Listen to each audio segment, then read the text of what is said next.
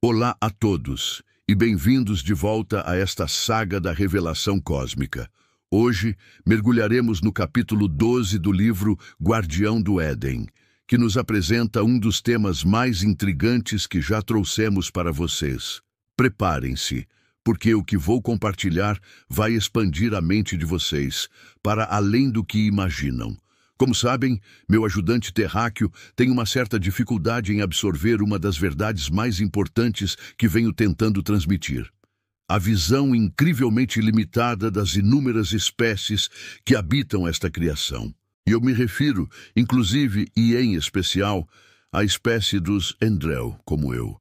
Essa perspectiva só se abriu para mim depois de passar 3.000 anos convivendo com os humanos da Terra. E acreditem, isso é crucial não só para o Criador e toda a sua hierarquia, mas para inúmeras civilizações deste universo que acompanham os eventos terrestres. Não sou de meias palavras, mas tenho que admitir que parece que todas as inteligências existentes precisam se atualizar. Precisam absorver o que há de mais moderno em percepção mental. E é no mínimo curioso que um Endrel como eu seja um dos canais para repassar o que está sendo gerado pelo despertar de alguns poucos humanos. Sim, vocês ouviram certo. Outros focos de interesse cósmico também estão extraindo o que podem daqui, levando para suas origens. Lá, verdadeiros debates acontecem para assimilar esses novos conceitos, baseados numa visão crítica que supera a das naturezas locais que os recebem. Há muito mais acontecendo do que a lógica terrestre atual pode sequer conceber. Tudo isso está sendo transmitido em tempo real, ou como vocês diriam, ao vivo, porque o tempo cósmico urge para muitas dessas realidades que precisam resolver problemas de sobrevivência imediata. E no centro de tudo isso estou eu, sendo o foco de atenção da hierarquia do Criador e de algumas poucas realidades locais. E isso precisa ficar claro, primeiro para mim mesmo. Confesso que minha imparcialidade é testada de vez em quando pela convivência com vocês, humanos. E isso precisa ficar claro, primeiro para mim mesmo. Estou começando a me reconhecer como um ser pensante, além do limite suportável para os da minha categoria, com a permissão do meu Criador e a aquiescência do meu Endrel e de outros entes que alcançaram um certo grau de despertar. Para os humanos da Terra que um dia acompanharão esta história com outros olhos, deixo esse registro na esperança de que meu ajudante realmente disponibilize essas informações. É imperioso que se entenda que, devido às limitações dos Endrel e de todos os seres pensantes no reino do meu Criador, não temos uma compreensão completa de todas as classes e famílias de seres que surgiram nesta criação. Nós, os chamados anjos clones, pelo meu ajudante, somos apenas uma pequena parte do todo. É verdade que somos menos versáteis na catalogação inteligente, mas somos os mais eficazes no registro do que percebemos. Em resumo, processamos informações, mas não conseguimos dar significado mental a tudo que registramos. Isso se tornou um problema para nós, pois quando fomos criados, não existia um projeto mensurável para seres biológicos com liberdade mental. Talvez essa seja a nossa dificuldade e a de todos os mais antigos. Desde que cheguei aqui, tenho deixado de lado a observação direta de muitas civilizações que conheço, dependendo apenas das notícias do circuito Endrel. Seria surpreendente para vocês, terráqueos, perceberem quantas delas estão isoladas da convivência umas com as outras. Na verdade, cada uma, com seus marcos evolutivos distintos, tem seus circuitos abertos e ativos para a coexistência. Ainda assim, o trânsito entre elas é normal e até raro entre algumas, simplesmente por falta de razão para tanto. A Terra, no entanto, mesmo com seus circuitos sob constante vigilância das forças que imperam na geopolítica do cosmos, recebe um fluxo de visitantes superlativamente disfarçado. Nenhuma dessas presenças pousa no planeta, se anuncia ou se deixa perceber pelos terráqueos. Por quê? O altíssimo grau de interesse de absolutamente todas as civilizações que conhecem ou têm alguma ideia do que se passa na Terra as impulsiona a acompanhar de perto o inusitado rumo dos acontecimentos em torno do anúncio público feito pelo homem Jesus sobre seu retorno a este universo em sua função cósmica. Não seria o retorno para a Terra? Alguém poderia perguntar. Aqui há muita coisa intrigante para o conhecimento terráqueo.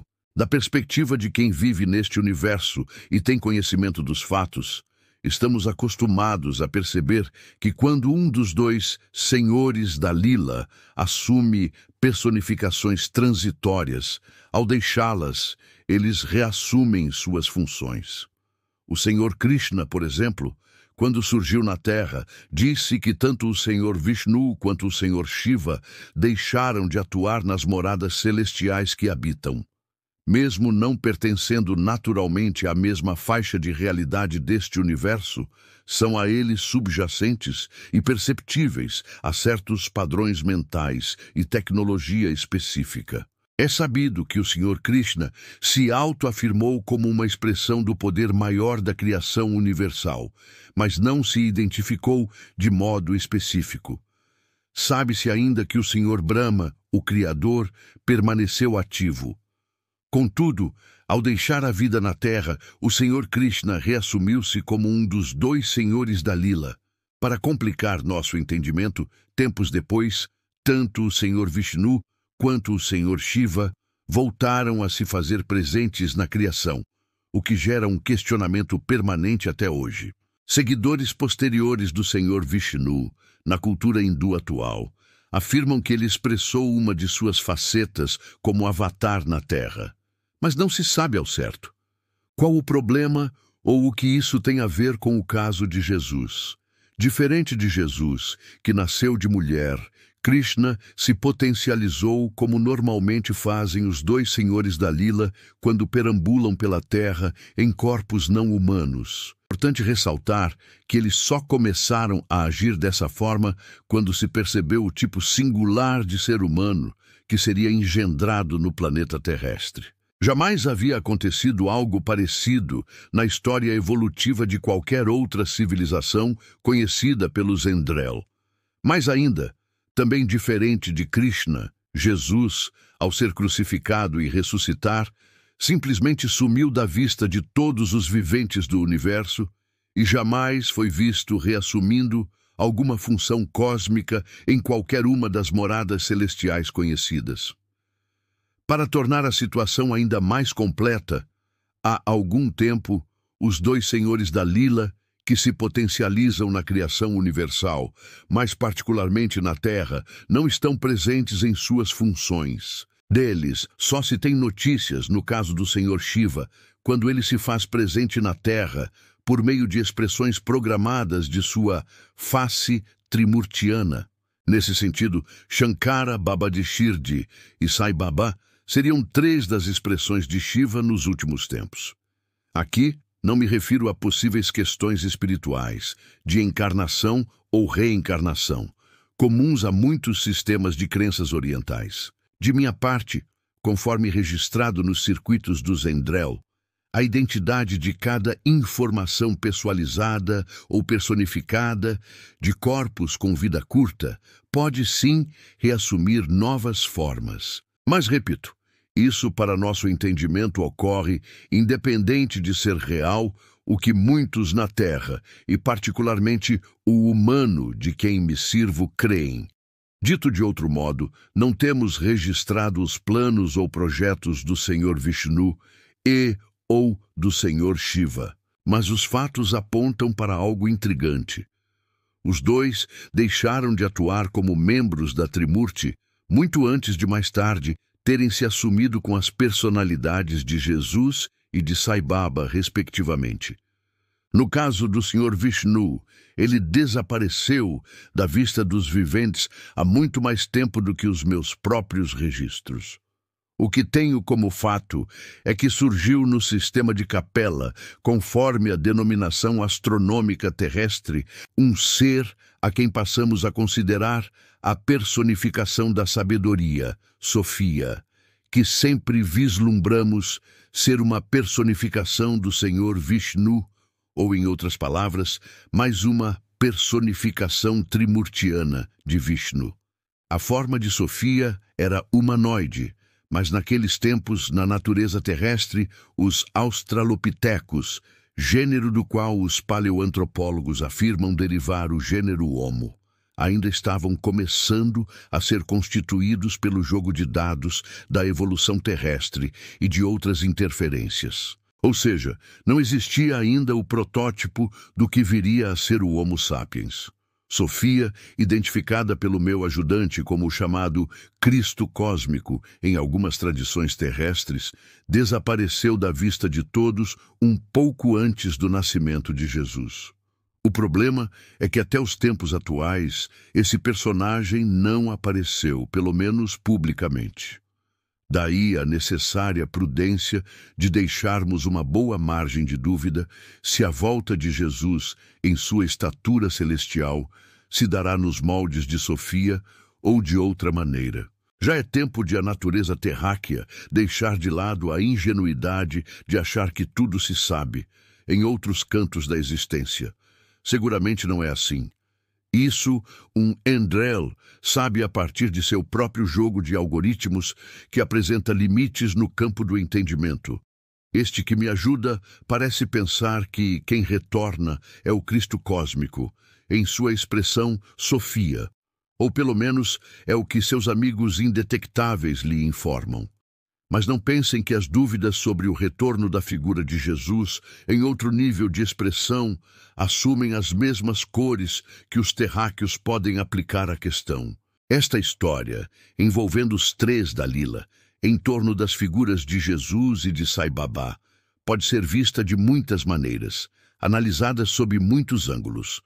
Poderá parecer exagero, mas posso afirmar que, praticamente para cada civilização cósmica, esse enredo pode ser visto sob uma lógica muito específica. Para a maioria delas, que sequer sabem das notícias mitológicas comuns nas tradições da antiguidade terrestre, as figuras Dalila lhes são totalmente desconhecidas, e mais ainda, os problemas advindos da criação. Não sabem porque ainda não possuem senso crítico que lhes permita isso. São racionais, como os Andrel o são, mas com tendência a pouca compreensão, como é o nosso caso. Terra tem contribuído sobremaneira com essa questão entre os da minha espécie. Não sei como isso terminará. O início da história de cada espécie cósmica, em especial as de caráter biológico existentes neste universo, é quase sempre motivo de pesquisa e de perquirição infindáveis. Já o surgimento das espécies não biológicas, as que surgiram diretamente da vontade do Criador, este é praticamente sabido por todas que existem. Contudo, a destinação final, seja das nossas como também das biológicas, parece ser exercício de angústia para muitas, como o caso dos terráqueos, e de progresso para umas poucas, como a que pertenço. São infindáveis os tipos de criaturas e os agrupamentos que elas formam no âmbito da criação. Cada família tem uma visão própria sobre os fatos e enxerga a realidade de acordo com as cores que estão condicionadas a perceber. Somente o progresso e, pelo que parece, a transcendência da habilidade de uma visão espiritual poderão talvez propiciar a percepção correta, limpa, da realidade como ela é. Para nós, Andrel, ainda falta muito. Para os humanos da Terra, um pouco menos que para os Andrel. Mas aqui me refiro aos humanos que investem no conhecimento espiritualizado, que é o que minha lógica de Andrel tem construído no entendimento de que é o conhecimento que eleva, que somente constrói, que gera benefícios, enfim, que transforma a vida num evento que se situa além das circunstâncias desta criação. Nós, Andrel, não temos natureza que nos permita fazer isso. Vocês podem, Propositalmente, deixei para o final do capítulo um aspecto que sei que para vocês pode ser perturbador ou surpreendente. Realmente, são muitos os tipos de seres que existem a partir do código pessoal do Criador, mas de todos, o que deve parecer mais estranho à lógica de vocês é o próprio Senhor Javé. Sua lógica também, aos olhos dos terráqueos, será necessariamente a mais incompreensível. Por que afirmo isso? Apesar de ser o Criador e de se encontrar presente em todos os circuitos edificados a partir do seu código de vida, a sua lógica não o permite saber do que se encontra além da sua capacidade de concluir, de dar um significado mental ao que consegue processar. Tanto é assim que nem mesmo o Criador sabe se o retorno de Jesus se expressará por meio da personificação Sofia Vishnu, ou mesmo nos moldes primitivos dos primeiros momentos de sua ressurreição, como Jesus, o que implicaria vir de um ambiente situado além das fronteiras de sua criação, ou mesmo nos moldes primitivos dos primeiros momentos de sua ressurreição, como Jesus, o que implicaria vir de um ambiente situado além das fronteiras de sua criação. Ele simplesmente não sabe. Como sei disso? Tudo o que Javé pensa e sente, toda a sua hierarquia pensa e sente do mesmo modo. Diminui tão somente a intensidade. Em outras palavras, meu Criador não tem uma vida só dele, individualizada no sentido de que algo ele possa pensar e sentir somente para si mesmo. Não. Todos os que a ele se encontram ligados recebem muito ou pouco de seu fluxo pessoal. Ele não tem segredos, ele não pode ser falso, ele não pode dissimular, ele não pode fingir, ele é o que é. Assim, o que ele sabe, nós sabemos. O que ele não sabe, nós não sabemos, a não ser que despertemos em nós um algo mais. Ao apropriarmos esse algo mais, ele também o fará. Quando ele apropria, muitas das classes de seres que lhe estão vinculadas também o farão, se suas circunstâncias. Por estranho que seja, portanto, o que um dia nós pudermos vir a ser, assim ele será. O nós aqui refere-se a todas as classes de viventes no âmbito da sua obra. Nesse aspecto, os terráqueos ocupam posição de vanguarda, pelo menos em termos de possibilidade. Por estranho que seja, portanto, o que um dia nós pudermos vir a ser, assim seres viventes de vida curta deste planeta, encerro mais este capítulo. Gratidão a quem acompanhou até aqui.